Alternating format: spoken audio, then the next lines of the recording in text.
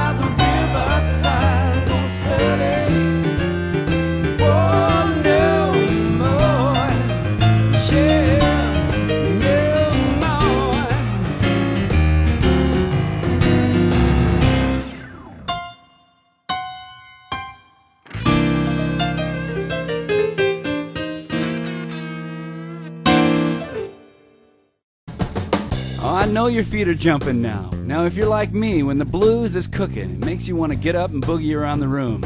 Now in this edition of Blues for Piano and Keyboard, I'm going to teach you exactly what I just played, note for note. So this is going to be quite an extensive lesson.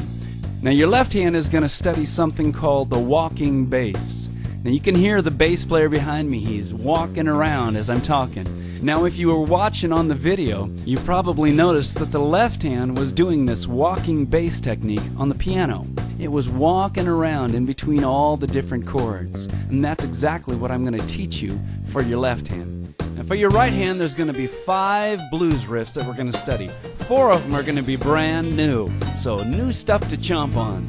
In fact, if you want to rewind that video and watch it again, watch the right hand. It's doing all kinds of crazy stuff. But again, I'm going to teach you exactly how I did it, note for note.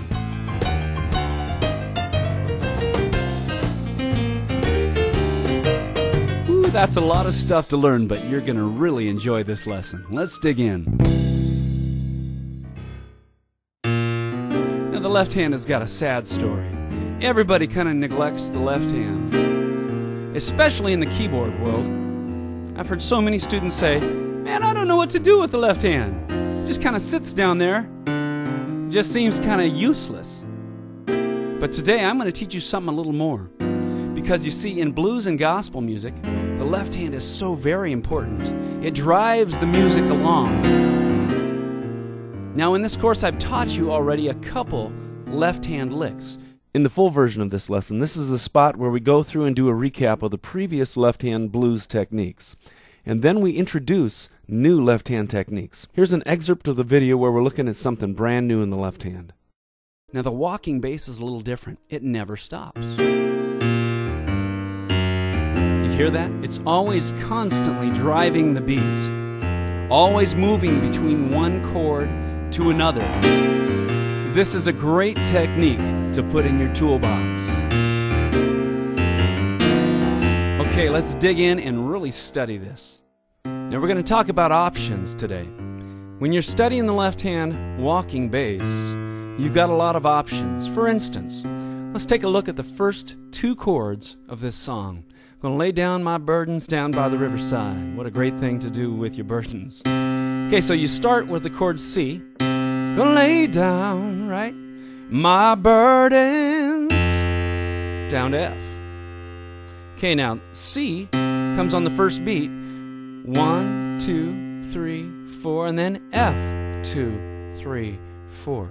Now, the walking bass generally does quarter notes. Now, if you remember from the original course, quarter notes are 1 note per beat, like this. 1, 2, 3, 4. 1, 2, 3, 4.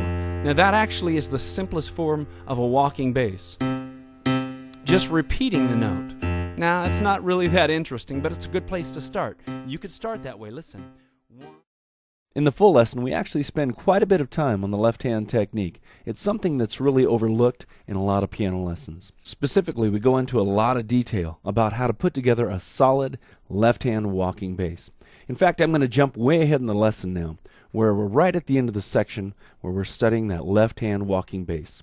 Here's an excerpt from that video. 4, 1, 2, 3, 4, 1, right? They're just quarter notes on each beat. There's something going on, whether it's a chord tone or whether it's a dissonant passing tone leading somewhere.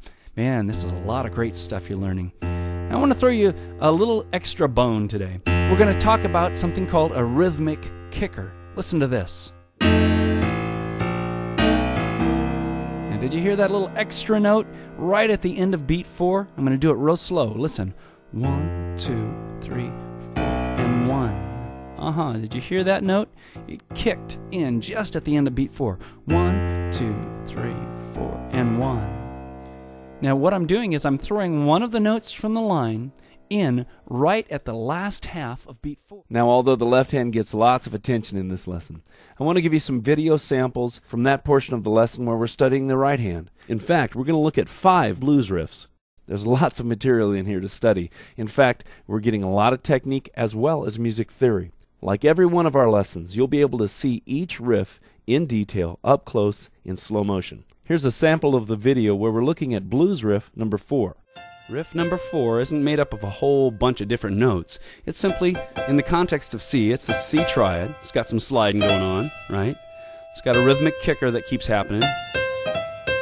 And it keeps rocking back and forth between the triad and some passing tones, right?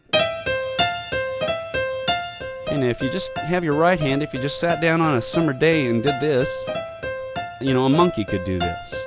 Now, to take a simple riff like that, where you're just rocking your hand back and forth, and catapult it into a fantastic rhythm and blues riff that's fun to listen to and a lot of fun to play, you've got to start shifting all the accents around. That's really what makes it come to life. This is super important. Let me show you what I mean.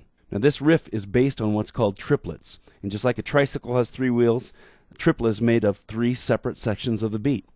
And typically, kind of old school, you count it 1 and 2 and 3 and 4 and you see it on the screen there, and you can hear that I'm accenting the first part of each triplet.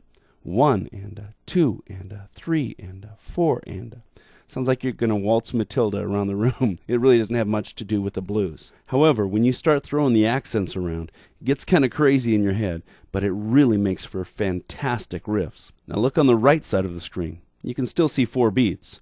However, I've put different sections of the beats in bold, and you count it like this. 1 and 2 and 3 and 4 and Now, it doesn't sound real musical yet. In fact, when I show it to you on the keyboard now, you may say, it doesn't sound real musical there either. However, when you put it in context with everything else, it really lights up the stage. First, let's go through slow and count out those strange accents. 1 and 2 and 3 and 4 and 1 and 2 and 3 and 4 and Stop the video and go try that. That will snap your mind. Unless, you're probably a genius, but it snaps my little mind. But now let's bring it up to speed and really pull those accents out, and you'll see that it starts to come to life. Here it is.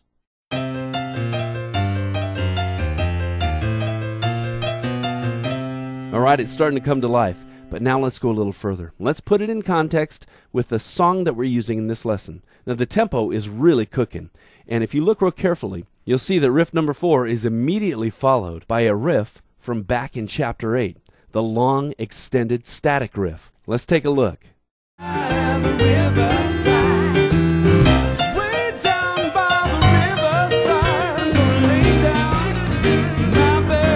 This has just been a very quick overview of some of the highlights from Chapter 10 from Blues for Piano and Keyboard.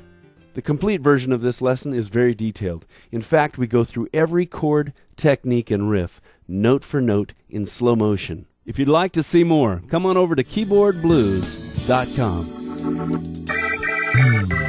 In this website, there's a wealth of online piano and keyboard lessons that you can dig into right away, including this lesson.